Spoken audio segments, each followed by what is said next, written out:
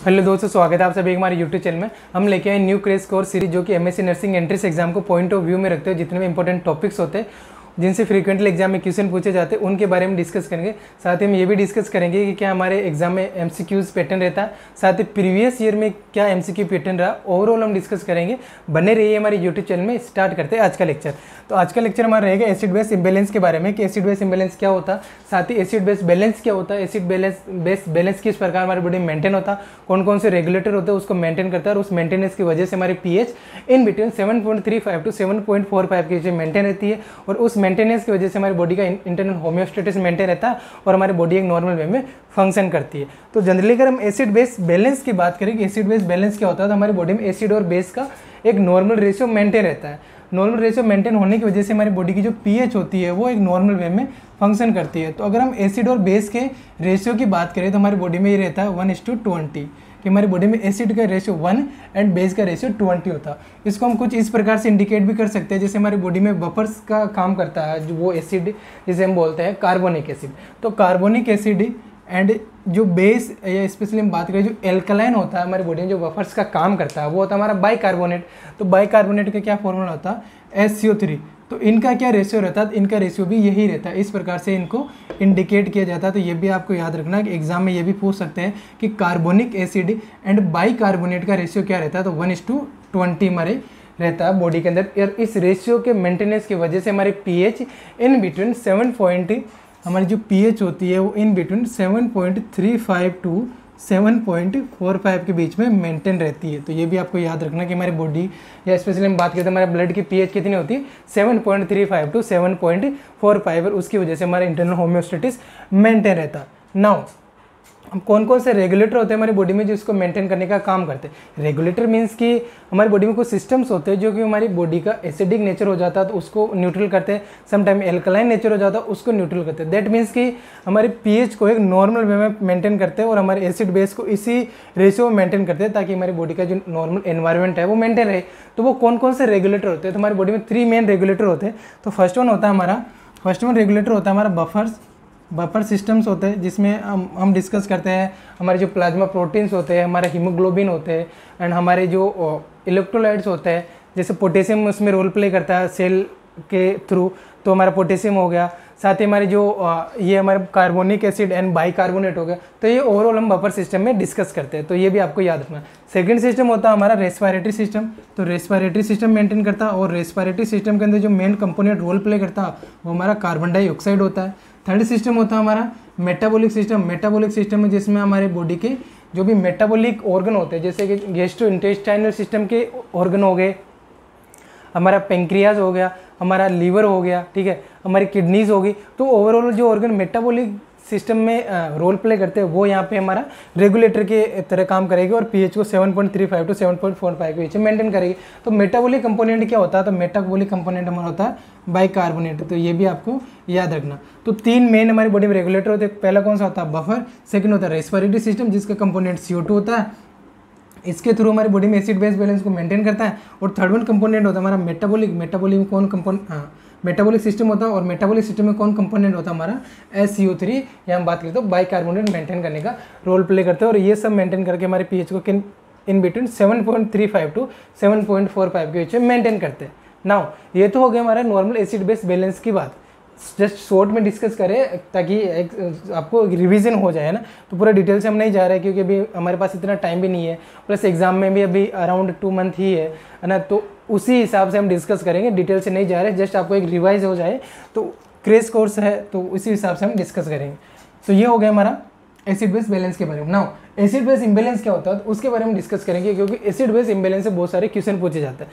तो acid base imbalance क्या होता है, जब हमारी बॉडी में एसिड या तो एसिडीमिया हो गया या बेस एल्कलीमिया हो गया, हमारी बॉडी में एल्कलैनिटी बढ़ गई है, तो उस कंडीशन में हम क्या बोलते हैं acid base imbalance. That means क्या कि हमारी पीएच इम्बैलेंस हो गई, हमारी बॉडी में एसिड और बेस का रेशियो इम्बैलेंस हो गया, और उस इम्बैलेंस होने की वजह से हमारी बॉडी का जो इंटरनल होम्योस्टेटिस बना हुआ था वो बिगड़ गया, और उसकी वजह से हमारी बॉडी में कुछ ना कुछ प्रॉब्लम हो गई, जिससे हम क्या बोलेंगे साइनस सिम्टम आ गए हमारे एसिड बेस इम्बैलेंस के।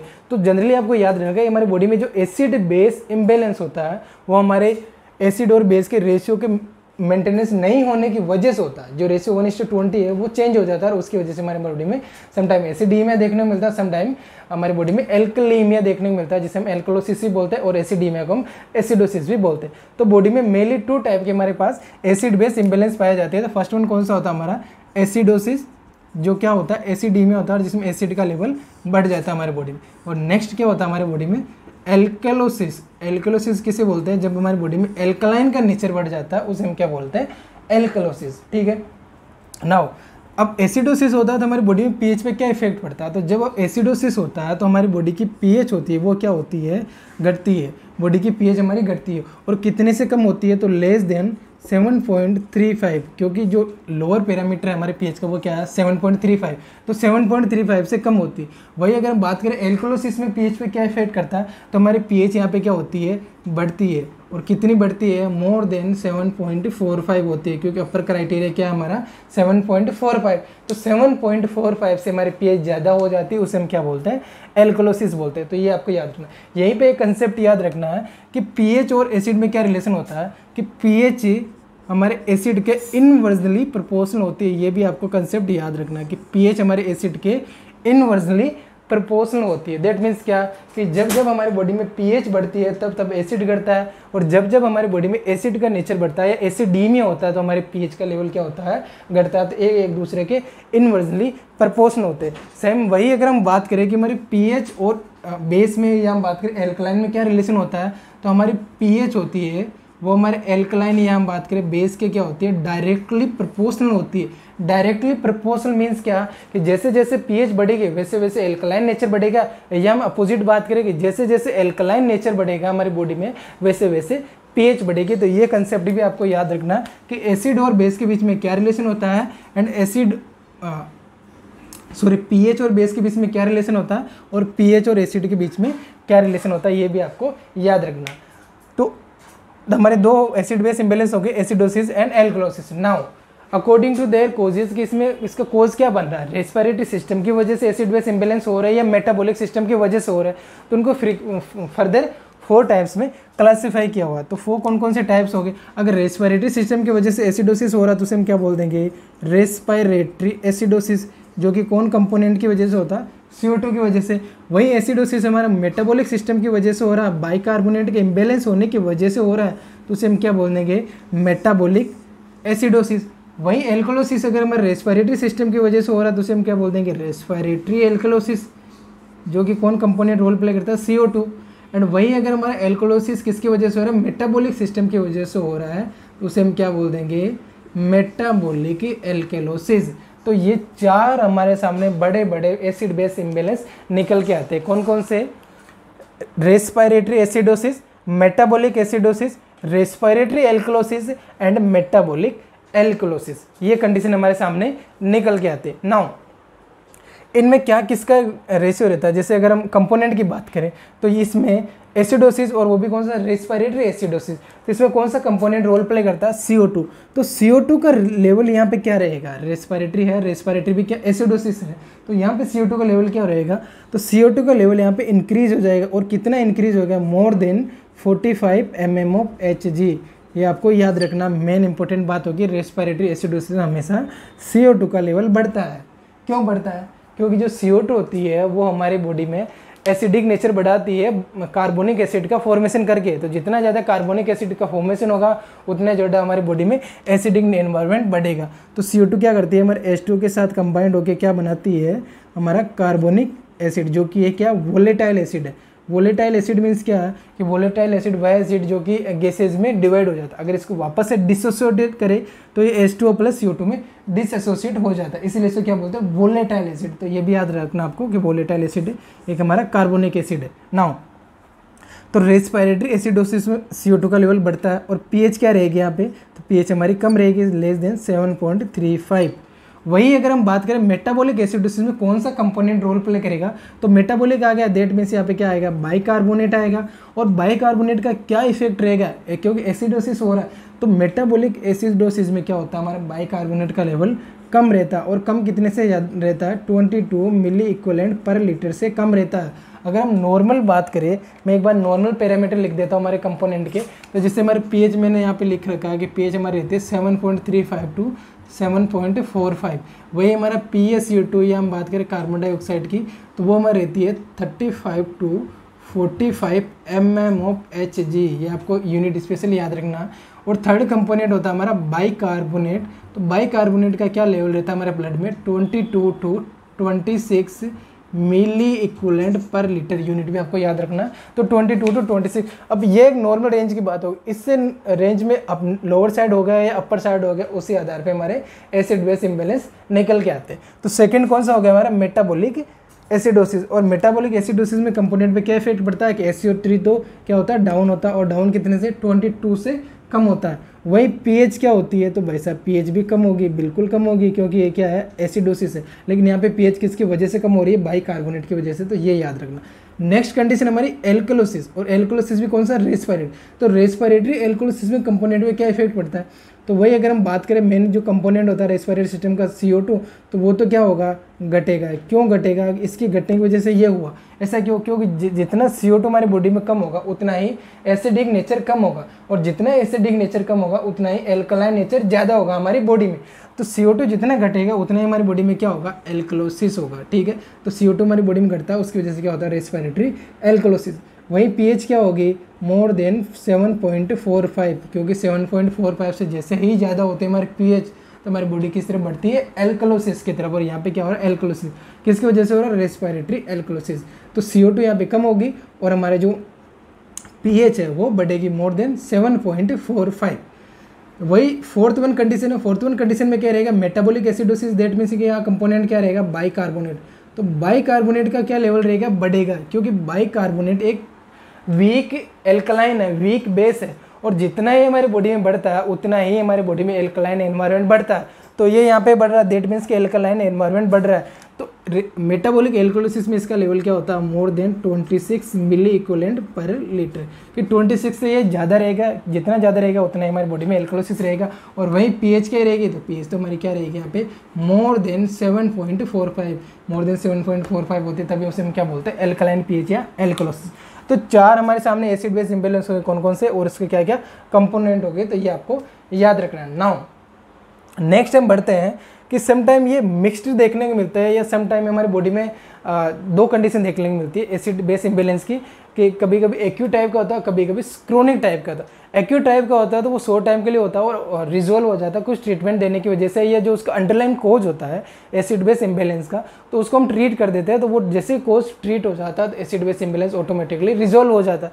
बट सम कंडीशन में ये क्रोनिक टाइम के लिए देखने को मिलता है हमारी बॉडी में, क्या, एसिड बेस इम्बेलेंस। और क्रोनिक टाइम के देखने को मिलने की वजह से हमारी बॉडी में कंपनसेटरी मैकेनिज्म काम करता है। कंपनसेटरी मैकेनिज्म क्या होता है कि अगर रेस्पिरेटरी सिस्टम में कुछ प्रॉब्लम हो गई, कुछ अबनॉर्मलिटीज हो गई, कुछ डिजीज कंडीशन आ गई, तो उसकी वजह से हमारी बॉडी में एसिड बेस इम्बेलेंस हो गया, तो उसको कंपनसेट करने के लिए, या हम बात करें कि उस एसिड बेस इम्बेलेंस को बैलेंस लाने के लिए, हमारे पीएच को एक नॉर्मल वैल्यू में लाने के लिए, जो सेकंड सिस्टम होता है हमारा मेटाबॉलिक सिस्टम, वो एज ए कंपनसेटरी सिस्टम काम करता है और पीएच को मेंटेन करने की कोशिश करता है in case of chronic acid base imbalance. ठीक है, तो वो किस प्रकार से होता है, अब कंपनसेट कर रहा है, दैट मीन्स तीन कंडीशन आएगी कि एक तो पार्शियली कंपनसेट हुआ, दैट मीन्स कि थोड़ा सा कंपनसेट करने की कोशिश की है बट पूरी तरीके से कंपनसेट नहीं हो पाए, दैट मीन्स क्या कि पार्शियली कंपनसेशन हुआ है। फर्स्ट कंडीशन तो ये होगी।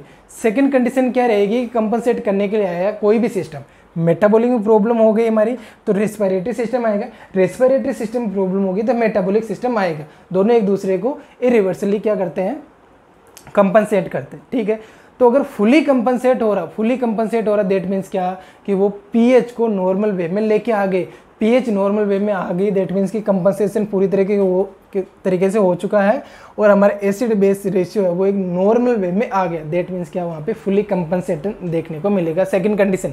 थर्ड कंडीशन क्या है कि दोनों एक दूसरे से कोई मतलब नहीं रख रहे, रेस्पिरेटरी सिस्टम में प्रॉब्लम हो रही तो मेटाबॉलिक सिस्टम को कोई उसमें रोल प्ले नहीं कर रहा, मेटाबॉलिक सिस्टम में अगर कुछ प्रॉब्लम हो रही तो रेस्पिरेटरी सिस्टम उसमें कोई रोल प्ले नहीं कर रहा, और ऐसा मोस्टली एक्यूट टाइप के केस में देखने को मिलता है। बट अगर क्रोनिक टाइप के केसेस में हो रहा है तो उसे हम क्या बोल देंगे, अनकम्पनसेटरी मैकेनिज्म या अनकम्पनसेटरी एसिड बेस इम्बैलेंस, जिसमें एक दूसरे से कोई रिलेशन नहीं है कि रेस्पिरेटरी में प्रॉब्लम हो रही तो रेस्पिरेटरी ही सफर कर रहा है, मेटाबॉलिक सिस्टम में प्रॉब्लम हो रही तो मेटाबॉलिक सिस्टम ही सफर कर रहा है, तो उसे हम क्या बोल देंगे, अनकम्पनसेटरी कंडीशन, जो कि हमारी थर्ड वन रहेगी। तो तीनों कंडीशन को हम एक बार वन बाय वन डिस्कस कर लेते हैं। तो पहली कंडीशन हमारे सामने क्या रहेगी, फर्स्ट कंडीशन हमारे सामने रहेगी पार्शियली कंपनसेशन। पार्शियली कंपनसेशन क्या होता है, जब हमारी बॉडी की पीएच को मेंटेन करने के लिए रेस्पिरेटरी सिस्टम और मेटाबॉलिक सिस्टम अकॉर्डिंग टू अबनॉर्मलिटीज़ की अबनॉर्मलिटी किस में होगी, तो दोनों एक दूसरे को कंपनसेट करने की कोशिश करते हैं बट कंपनसेट पूरी तरीके से कर नहीं पाते हैं, उस कंडीशन में हम क्या बोलते हैं, पार्शियली कंपनसेशन या partially acid base imbalance, partially compensatory acid base imbalance.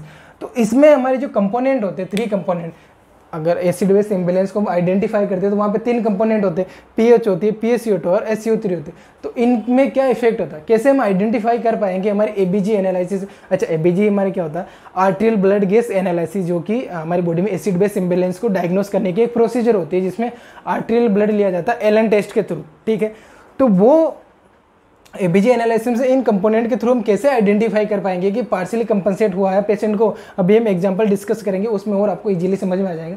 तो पार्शियली कंपनसेशन में क्या होता है कि जो हमारे ब्लड की पीएच होती है वो भी क्या रहती है, अब नॉर्मल, वो क्या रहती है, अब भी नॉर्मल। अब नॉर्मल क्यों रहेगी, क्योंकि कंपनसेट हुआ ही नहीं। अगर भाई साहब कंपनसेट हो जाता तो वो पीएच नॉर्मल आ जाती है, क्योंकि कंपनसेट हो गया दैट मीन्स हमारा एसिड बेस का रेशियो मेंटेन हो गया, एसिड बेस का रेशियो मेंटेन होने की वजह से हमारी पीएच नॉर्मल आ जाएगी। लेकिन वो कंपनसेट हुआ नहीं है, दैट मीन्स अब नॉर्मल रहेगी पीएच। PaCO2 भी वहाँ पे क्या रहेगा, अब नॉर्मल रहेगा, क्योंकि किसी न किसी एक सिस्टम की वजह से तो यहाँ पे पीएच अब नॉर्मल हुई थी। तो सपोज करके PaCO2 की वजह से हुई तो वो तो खुद ऑलरेडी अब नॉर्मल है। और इसको कंपनसेट करने के लिए भाई साहब हमारे SCO3 आए थे बाइकार्बोनेट, तो वो भी क्या हो गए, अब नॉर्मल हो गए, अब नॉर्मल हो गए और कंपनसेट कर भी नहीं पाए। या इसके अपोजिट बात करें कि SCO3 की वजह से पीएच अब नॉर्मल हो रही थी, इसको कंपनसेट करने के लिए PaCO2 आए थे बट ये कंपनसेट नहीं कर पाए तो ये खुद की वैल्यू भी अब नॉर्मल हो गई, इसकी वैल्यू ऑलरेडी अब नॉर्मल थी और पीएच हमारी ऑलरेडी अब नॉर्मल थी, क्योंकि एसिड बेस इम्बैलेंस हो रहा। तो पहला नियम हमारे सामने क्या निकल के आता है कि पार्शियली कंपनसेटरी मैकेनिज्म में या बात करें पार्शियली एसिड बेस इम्बैलेंस में क्या होता है, हमारी पीएच भी अब नॉर्मल होती है, हमारा PaCO2 भी अब नॉर्मल होता है, और थर्ड कंडीशन हमारा बाइकार्बोनेट भी क्या रहता है, अब नॉर्मल रहता है। ये कंडीशन आपको याद रखना, ये यूनिवर्सल नियम है, ठीक है। वही हम देखते हैं सेकंड कंडीशन जो हमारी होती है फुली कंपनसेशन की। फुली कंपनसेशन में इन कंपोनेंट में क्या इफेक्ट बढ़ता है। तो फुली कंपनसेशन मीन्स क्या, फुली कंपनसेशन मीन्स कि इन सिस्टम ने दोनों को एक दूसरे को पूरी तरीके से सपोर्ट किया।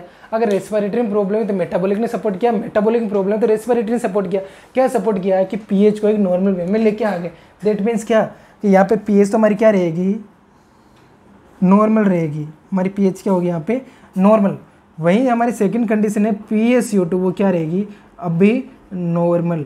और इसको कंपनसेट करने के लिए अगर भाई साहब SCO3 आए थे तो वो भी यहाँ पे क्या हो जाएंगे, अब भी नॉर्मल। और इसके जस्ट अपोजिट बात करें कि अगर SCO3 की वजह से हमारी बॉडी में प्रॉब्लम हो रही थी एसिड बेस इम्बैलेंस की, तो उसको कंपनसेट करने के लिए PaCO2 आए थे तो वो भी हम नॉर्मल हो जाएंगे। तो यहाँ पे क्या नियम निकल के आता है, यहाँ पे नियम निकलता है कि फुली कंपनसेशन में क्या होता है, पीएच हमारी नॉर्मल रहती है, वहीं PaCO2 हमारा अब नॉर्मल रहता है और साथ ही SCO3 भी अब नॉर्मल रहता है। दैट मीन्स कि 2 पैरामीटर हमारे क्या रहेगी, अब नॉर्मल रहेगी, और पीएच स्पेशली पीएच हमारी क्या रहेगी, नॉर्मल रहेगी। ये हमारा फुली कंपनसेशन का नियम बोलता है। तो 2 नियम हो गए, पहला हमारा पार्शियल हो गया, सेकेंड वन हमारा फुली कंपनसेशन हो गया। नाउ थर्ड वन क्या होगा हमारा, अनकम्पनसेटरी मैकेनिज्म, या हम बात करें अनकम्पनसेशन एसिड बेस इम्बैलेंस, ठीक है। इसमें क्या होगा, इसमें कि दोनों सिस्टम को एक दूसरे से मतलब नहीं है। जैसे कि मैंने आपको ऑलरेडी बताया कि अगर रेस्पिरेटरी में प्रॉब्लम होगी तो मेटाबॉलिक कोई रोल प्ले नहीं करेगा, और मेटाबॉलिक में प्रॉब्लम होगी तो रेस्पिरेटरी कोई रोल प्ले नहीं करेगा, ठीक है। तो यहाँ पे क्या देखने को मिलेगा हमारे पैरामीटर्स में, तो यहाँ पे पीएच तो हमारी क्या रहेगी, अब नॉर्मल, क्योंकि कोई रोल प्ले कर नहीं रहा, कोई कंपनसेशन का काम कर नहीं रहा। दैट मीन्स कि जो पीएच अब नॉर्मल है वो अब नॉर्मल ही रहेगी। अगर PaCO2 की वजह से पीएच अब नॉर्मल हुई है तो वो तो खुद क्या रहेगा, अब नॉर्मल रहेगा, और हमारा बाइकार्बोनेट क्या रहेगा उस कंडीशन में, नॉर्मल, ठीक है, पहली कंडीशन। वहीं अगर हम बात करें कि PaCO2 अबनॉर्मल होने के पीछे रीजन SCO3 का है। तो SCO3 की वजह से PaCO2 हमारी जो pH है वो अबनॉर्मल हुई है। तो SCO3 यहाँ पे क्या रहेगा, अबनॉर्मल, क्योंकि इसकी वजह से हमारी pH इम्बेलेंस हुई है। तो ये अबनॉर्मल रहेगा, तो ये भाई सब क्या रहेंगे, वहाँ पे नॉर्मल रहेंगे। दैट मीन्स क्या कि दोनों में से अगर एक नॉर्मल है तो दूसरा अबनॉर्मल रहेगा, दूसरा अबनॉर्मल है तो पहला नॉर्मल रहेगा। ये हमारा नियम कहता है, कौन सा, अनकम्पनसेटरी वाला नियम। तो यहाँ पे क्या निकल के आता है हमारे सामने कि यहाँ पे pH तो अबनॉर्मल रहेगी यूनिवर्सली, बिल्कुल pH अबनॉर्मल रहेगी क्योंकि कंपनसेशन हुआ ही नहीं है। और सेकंड जो कंपोनेंट है PaCO2 वो अबनॉर्मल भी रह सकता है, नॉर्मल भी रह सकता है according to causes of the pH imbalance. की pH इम्बेलेंस किसकी वजह से हुआ, अगर PaCO2 की वजह से हुआ या रेस्पिरेटरी सिस्टम की वजह से हो तो ये अबनॉर्मल रहेगी, अगर इसकी वजह से नहीं हुआ तो ये नॉर्मल रहेगा।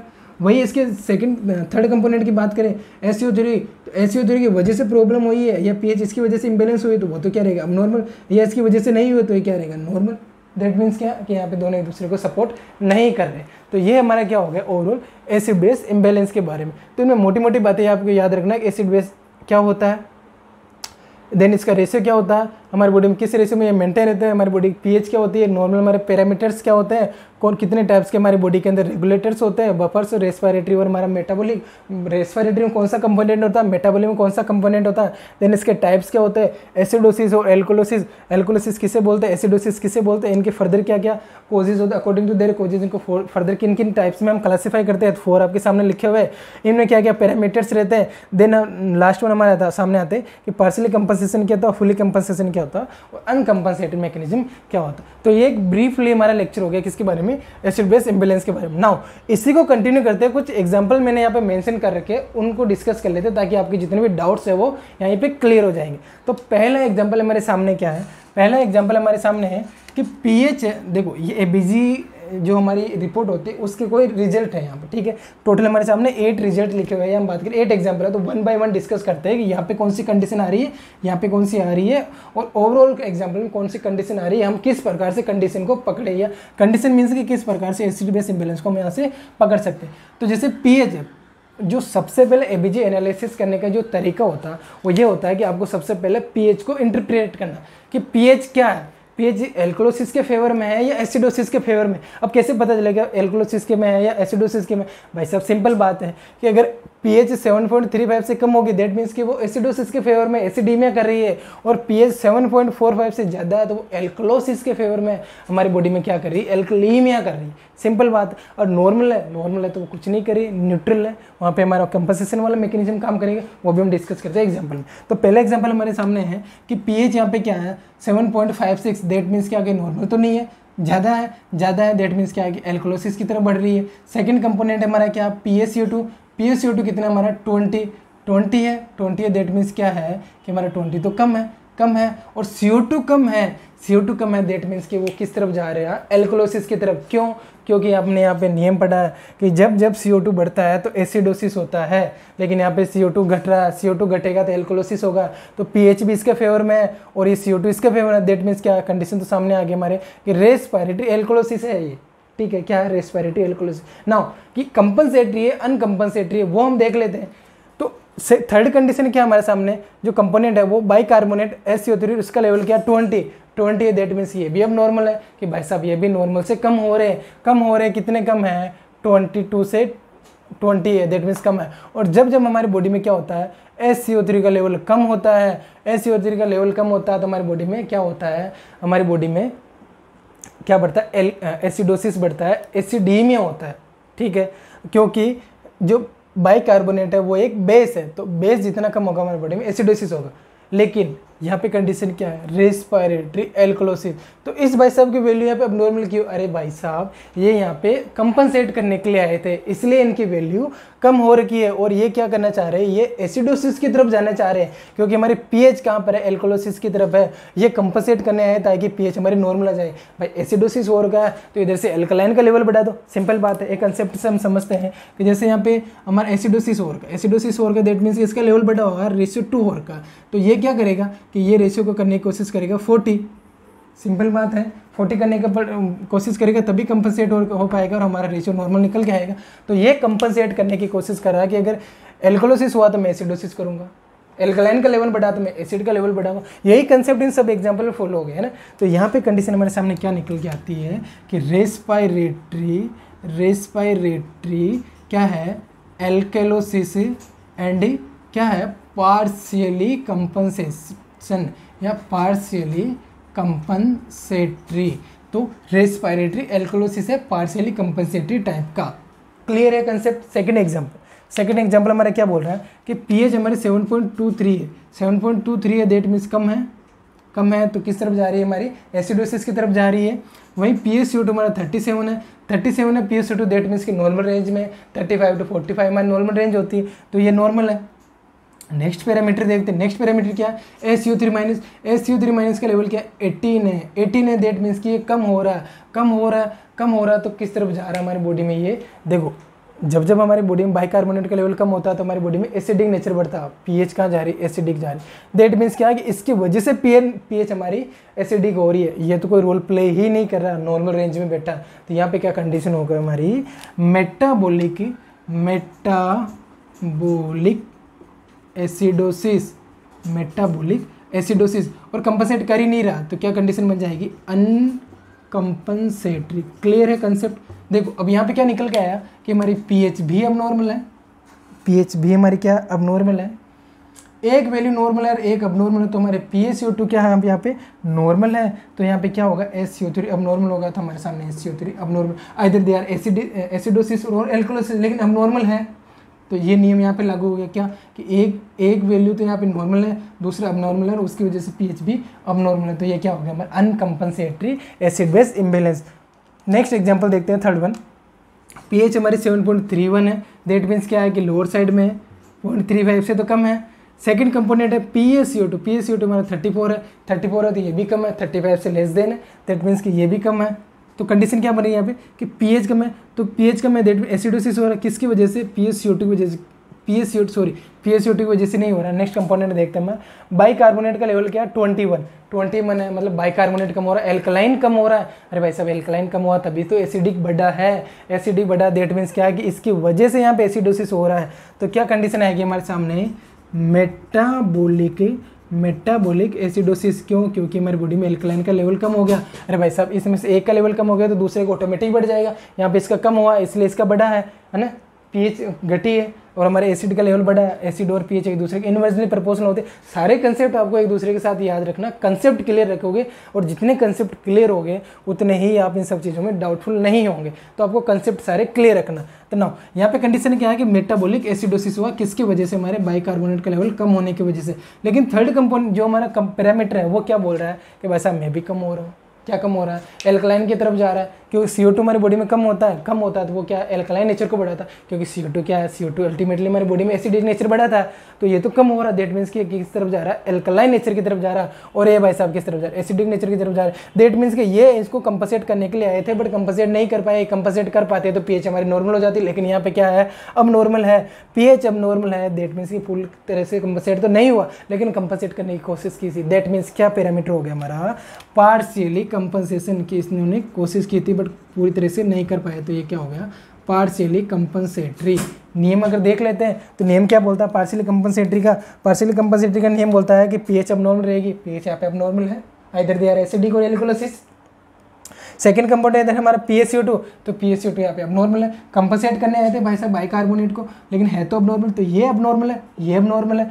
थर्ड पैरामीटर हमारा बाइकार्बोनेट, तो बाइकार्बोनेट ऑलरेडी अब नॉर्मल है क्योंकि इसकी वजह से पीएच में लपड़ा हुआ था, तो ये भी अब नॉर्मल। तो तीनों पैरामीटर हमारे क्या है यहाँ पे अब नॉर्मल है, ये भी अब नॉर्मल है, ये भी अब नॉर्मल है और हमारा ये भी अब नॉर्मल है। तीनों पैरामीटर हमारे अब नॉर्मल है। तो ये क्या हो गया हमारा partially compensatory acid base imbalance. Now fourth example हमारा क्या है, फोर्थ एग्जाम्पल ये है कि पीएच हमारी क्या है 7.50। दैट मीन्स क्या है कि बढ़ी हुई है। और भाई साहब बढ़ी हुई है किस तरफ जा रही है, एल्कलोसिस की तरफ जा रही है। हमारी बॉडी में एल्कलाइन का नेचर बढ़ा हुआ है तो ये किस तरफ जा रही है, एल्कलोसिस की तरफ जा रही है। नाउ नेक्स्ट देखते हैं, नेक्स्ट पैरामीटर क्या है, PaCO2 हमारा क्या है 32 है, कम है कितने से, 35 से कम है। अरे भाई साहब कम है, दैट मीन्स क्या है कि पीएच कम हो, पीएच हमारी बढ़ रही है, पीएच बढ़ रही है तो एल्कोलोसिस की तरफ जा रहा है, क्योंकि CO2 जब घटता है तब तो हमारी बॉडी में पीएच बढ़ती है, क्योंकि CO2 पीएच के क्या होता है,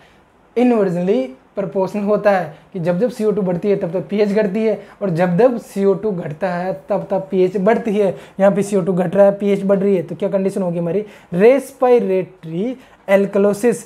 थर्ड कंपोनेंट देख लेते हैं। तो थर्ड कंपोनेंट हमारा नॉर्मल रेंज में है 22 to 26 के बीच में, दैट मीन्स कि वो रोल प्ले ही नहीं कर रहा। तो कंडीशन क्या बन गई हमारी, रेस्पिरेटरी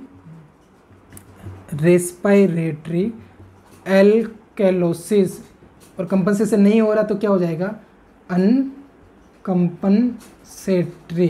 ठीक, अनकंपनसेटरी। क्लियर है। नेक्स्ट एग्जांपल हमारा फिफ्थ वन एग्जाम्पल है, पीएच हमारी 7.36 है, 7.36 है, दैट मीन्स क्या है कि नॉर्मल रेंज में 3.5 to 4.5 होती है, 0.45। तो नॉर्मल रेंज में लेकिन किसकी वजह से पीएच यहाँ पे किस फेवर में, उस तरफ देखते हैं। तो यहाँ पे हमारे पीएच किसकी वजह से हुई, अब नॉर्मल हुई थी, यहाँ पे नॉर्मल होगी क्योंकि कंपनसेशन हो चुका है। अभी हम डिस्कस करेंगे, ये कंपनसेटरी का एग्जांपल है, तो वो कैसे है हम देखते हैं। तो यहाँ पे PaCO2 हमारा PaCO2 बढ़ा हुआ है, दैट मीन्स क्या है, एसिडोसिस कर रहा है PaCO2 तो, और हमारा SCO3 क्या कर रहा है, हमारा SCO3 कर रहा है एल्कलोसिस, क्योंकि ये बढ़ेगा तो एल्कलाइन नेचर बढ़ेगा, और ये बढ़ेगा तो हमारी बॉडी में क्या बढ़ेगा, एसिडिक नेचर बढ़ेगा। तो लेकिन पीएच इन दोनों में किसके फेवर में है, कौन किस को कंपनसेट कर रहा है, तो पीएच हमारे PaCO2 के फेवर में है, क्योंकि ये लोअर साइड की तरफ जा रही है। ठीक है, अगर यही मैं बात कर रहा हूँ 4 है, मतलब अपर साइड, अपर पैरामीटर में, दैट मीन्स कि हो सकता है इसकी वजह से हो, लेकिन यहाँ पे पीएच क्या 7.36 है, तो इसके फेवर में। तो हमारी बॉडी में एसिड बेस इम्बेलेंस किसकी वजह से हुआ, PaCO2 वजह से, और बड़ी है तो क्या हुआ, एसिडोसिस हुआ था। दैट मीन्स क्या बोलेंगे हम कि हमारी बॉडी में क्या, रेस्पिरेटरी एसिडोसिस से फुली कंपनसेटेड। ठीक है, रेस्पिरेटरी एसिडोसिस है, बट क्या हो गया, वो फुली कंपनसेट हो गया, और फुली कंपनसेट हो गया हमारी पीएच क्या होगी, मेंटेन होगी। तो रेस्पिरेटरी एसिडोसिस फुली कंपनसेशन। और फुली कंपनसेशन का अगर हम नेम देखें तो वो क्या बोलता है कि फुली कंपनसेशन का नेम बोलता है कि पीएच हमारी अब नॉर्मल रहती है, सॉरी, फुली कंपनसेशन का नेम ये है कि पीएच हमारी नॉर्मल रहती है, PaCO2 हमारा अब नॉर्मल रहता है, और SCO3 भी हमारा अब नॉर्मल रहता है। तो यहाँ पे क्या है कि पीएच हमारी नॉर्मल है, PaCO2 अब नॉर्मल है, और ये अब नॉर्मल, तो ये कौन सा हो गया हमारा, फुली कंपनसेशन वाला एसिड बेस इम्बेलेंस हो गया। नाउ सिक्स्थ वन देखते हैं। सिक्स्थ वन क्या है, पीएच हमारी क्या है, बढ़ी हुई है, पीएच बढ़ी हुई है, तो क्या कंडीशन होगी, एल्कलोसिस। किसकी वजह से हो रही है वो देखते हैं नेक्स्ट। तो PaCO2 हमारा 48 है, दैट मीन्स कि बढ़ा हुआ है, PaCO2 बढ़ा होता है, जब PaCO2 बढ़ता है तो हमारी बॉडी में तो एसिडिक नेचर बढ़ता है, लेकिन पीएच कहाँ जा रही है, एल्कलोसिस की तरफ जा रही है, दैट मीन्स इसकी वजह से तो नहीं हुई है। नेक्स्ट देखते हैं हम, तो नेक्स्ट 28 और का है, 28 है, दैट मीन्स बढ़ा हुआ, 26 से ज़्यादा है, तो इसकी वजह से हमारी पीएच हो रही है, लेकिन ये भी अब नॉर्मल है। तो भाई सब तीनों अब नॉर्मल है, हमारा नियम लग गया पार्शियल वाला। तो पार्शियली क्या होगा हमारा, partially metabolic alkalosis. Partially metabolic alkalosis क्यों बनाई, metabolic alkalosis partially compensated. Metabolic acidosis तो क्यों, क्योंकि मेटाबॉलिक जो पैरामीटर्स है वो बढ़ने की वजह से हुआ। 28 हो गए यहाँ पे, जो कि क्या है, एक एल्कलाइन नेचर के होते हैं, तो एल्कलाइन नेचर का होता है, उसकी वजह से एल्कलोसिस हो गया, पीएच बढ़ गई, पीएच बढ़ी, लेकिन ये भाई साहब कंपनसेट करने के लिए आए, खुद भी हम नॉर्मल हो गए, कंपनसेट भी नहीं कर पाएंगे, खुद हम नॉर्मल हो गए, दैट मीन्स कंपनसेट करने की कोशिश तो की लेकिन कर नहीं पाए, तो पार्शियली कंपनसेटरी। और किसकी वजह से हुआ, हमारी बॉडी में ये मेटाबॉलिक सिस्टम की वजह से, इसलिए क्या बोलते हैं, metabolic alkalosis partially compensated. Next example हमारे सामने 7th वन, पीएच हमारी क्या है, यहाँ पे कम है, एसिडोसिस की तरफ जा रही है, 7.25 है, PaCO2 हमारा 60 है, बढ़ रहा है। जब पीएच एसिडोसिस की तरफ जा रही है और CO2 बढ़ रहा है, तो CO2 की वजह से ही हुआ है। अरे CO2 वैसा हमारी जो पीएच होती है उसकी इनवर्सली प्रोपोर्शनल होता है, जब CO2 बढ़ता है तो ये घटती है, और ये घटती है तो ये बढ़ता है। ठीक है, तो यहाँ पे क्या हो रहा है, ये घट रही है, दैट मीन्स ये बढ़ रहा है, ये बढ़ने की वजह से ये घटी है, तो यहाँ पे कंडीशन तो क्या होगी हमारी, रेस्पिरेटरी एसिडोसिस। नेक्स्ट देखते हैं क्या पैरामीटर है, SCO3 27 है, ये बढ़ा हुआ है, कंपनसेट करने की कोशिश की थी भाई, सामने एल्कलाइन नेचर बढ़ाने की कोशिश की, बट बढ़ा नहीं पाए, तो पार्शियली हो जाएगा। तो क्या होगा हमारे यहाँ पे कि रेस्पिरेटरी एसिडोसिस पार्शियली कंपनसेशन या पार्शियली कंपनसेटरी। ठीक है, पार्शियली कंपनसेटरी नियम यही है कि पार्शियली कंपनसेटरी में क्या बोलते हैं, पीएच अब नॉर्मल होती है, PaCO2 अब नॉर्मल होता है, SCO3 अब नॉर्मल होता है हमारा। यहाँ पे भी ये पीएच अब नॉर्मल है, PaCO2 अब नॉर्मल है, SCO3 भी अब नॉर्मल है, 26 से तो ज़्यादा है, 27 है, तो अब नॉर्मली, तो तीनों अब नॉर्मल है। ठीक है, पीएच किसके फेवर में होते हैं, वही हमें एसिड बेस इम्बेलेंस डिसाइड करना। लास्ट वन है हमारा 8 तो 8th वन क्या बोल रहा है, पीएच हमारी कहाँ जा रही है, बढ़ी हुई है, दैट मीन्स एल्कोलोसिस की तरफ जा रही है। एल्कोलोसिस की तरफ जा रही है तो हमारी बॉडी में एल्कोलोसिस क्यों हो रहा है, फर्दर पैरामीटर देखते हैं। तो PaCO2 की वजह से हो रही है, बिल्कुल नहीं हो रही, क्योंकि PaCO2 खुद बढ़ा हुआ, और जब CO2 बढ़ता है तो हमारी बॉडी में एसिडिक नेचर बढ़ता है, और एसिडिक नेचर बढ़ता है तो हमारी pH घटती है, लेकिन यहाँ तो बढ़ी हुई है, दैट मीन्स इसकी वजह से तो नहीं हो रहा। तो नेक्स्ट पैरामीटर देखते हैं SO3। SO3 क्या 32 है भाई साहब, बढ़े हुए हैं, ये बढ़े हुए हैं, इनके फेवर में ये pH है, दैट मीन्स की प्रॉब्लम तो क्या है हमारी, मेटाबॉलिक एल्कोलोसिस। ये भाई साहब तो बीच में इनको कंपनसेट करने के लिए आए थे, कंपनसेट नहीं कर पाए, दैट मीन्स क्या होगा यहाँ पे, partially compensatory acid base imbalance. और वो किस प्रकार का होगा तो वो मैं यहाँ पे मेंशन कर देता हूँ, कौन से कंपोनेंट की वजह से हो रहा है, SO3 की वजह से। तो मेटाबॉलिक एल्कोलोसिस हो रहा है, pH बढ़ रही है तो एल्कोलोसिस ही होगा। और किस टाइप का, पार्शियली कंपनसेटरी। क्लियर है, पार्शियली कंपनसेटरी क्यों है, क्योंकि तीनों पैरामीटर यहाँ पे क्या हो गए, अब नॉर्मल हो गए। तो ये हमारा 8th वन एग्जाम्पल हो गया। तो ये कुछ एग्जाम्पल्स थे, होप कि आपको इजी वे में समझ में आया है, आप इनको समझ चुके हैं। इनके एग्जाम्पल्स की वजह से आपको एसिड बेस का जो टॉपिक्स है वो कवर हो गया। एग्जाम्स में इनसे रिलेटेड एक दो क्वेश्चन आते रहते हैं, कोई सा भी हमारा एग्जाम हो। तो इसी प्रकार के इंपॉर्टेंट टॉपिक्स देखने के लिए बने रहिए हमारे यूट्यूब चैनल में। फ्रिक्वेंटली हम टॉपिक्स लाते रहेंगे, MCQ की प्रैक्टिस भी हम करेंगे, तो बने रहिए हमारे यूट्यूब चैनल में। Thank you so much.